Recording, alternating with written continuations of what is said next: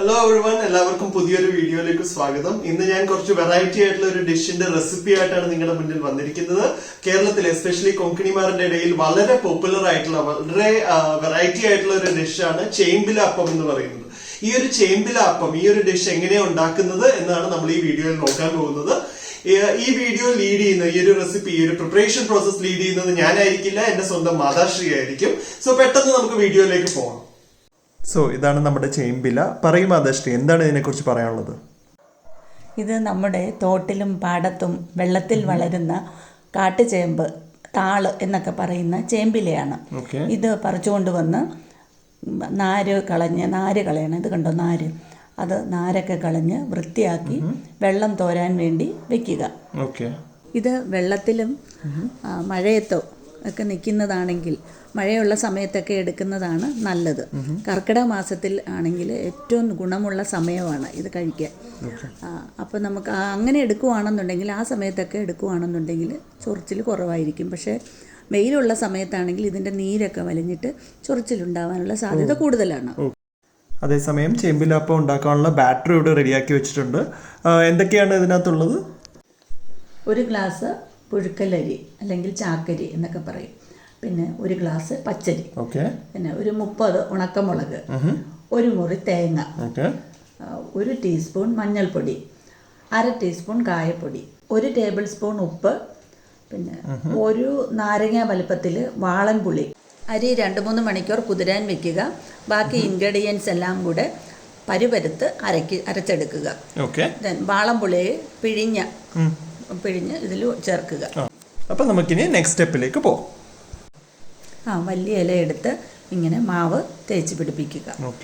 അടിയിൽ വലിയ ഇല ഇടുമ്പോഴത്തേക്കും ഇങ്ങനെ നമുക്ക് മുകളിൽ ചെറിയ ചെറിയ ഇലകളിട്ട് റോളാക്കാനുള്ള സൗകര്യത്തിനാണ് ഇതിങ്ങനെ വലിയ ഇല അടിയിലിടുന്നത്. എത്ര ഇല വേണം ഒരു ചേമ്പിലപ്പം ഉണ്ടാക്കാൻ? ഒരു 30 ഇലയൊക്കെ ഉണ്ടെന്നുണ്ടെങ്കിൽ സാമാന്യം വലിയ റോള ഉണ്ടാക്കാൻ പറ്റും. ഇങ്ങനെ അടുക്കി ഇലകൾ അടുക്കി ഇടുകയാണെന്നുണ്ടെങ്കിൽ സൈഡ് തിരിച്ച് ഇടുക. അപ്പോൾ റോളാക്കാൻ നമുക്ക് എളുപ്പമുണ്ട്.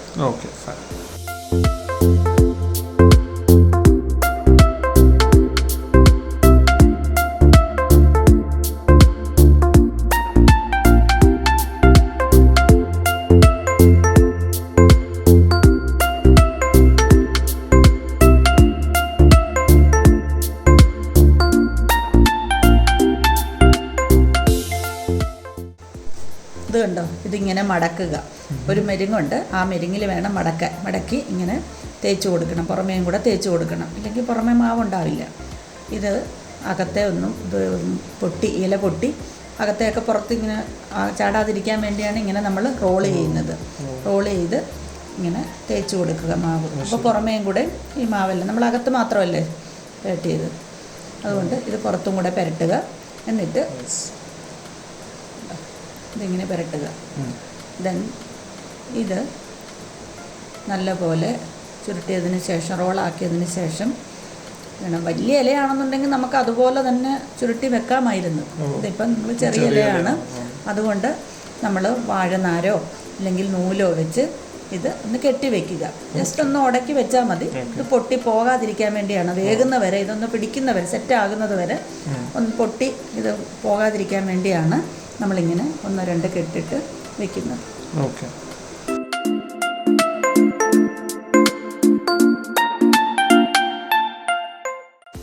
ഇനി അപ്പച്ചമ്പിൽ വെച്ച് നല്ലപോലെ വെള്ളം വെക്കണം.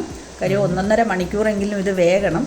അതുകൊണ്ട് അപ്പച്ചമ്പിൽ നല്ലപോലെ 1.5 മണിക്കൂർ വേകാനുള്ള വെള്ളം വെച്ചതിന് ശേഷം ചെറിയ തീയിൽ വേവിച്ചെടുക്കുകയാണ് വേണ്ടത്.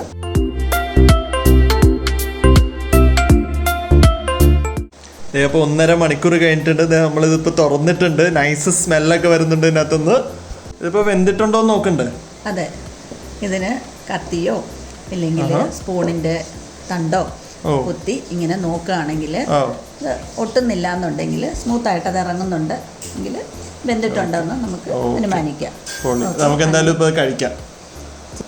ഇതിപ്പോൾ വെളിച്ചെണ്ണയൊക്കെ മുക്കി ഞങ്ങൾ കഴിക്കാൻ പോവുകയാണ്. And that was the video guys. I hope you liked the video. Please do like, share and subscribe to my YouTube channel for more such contents. See you soon.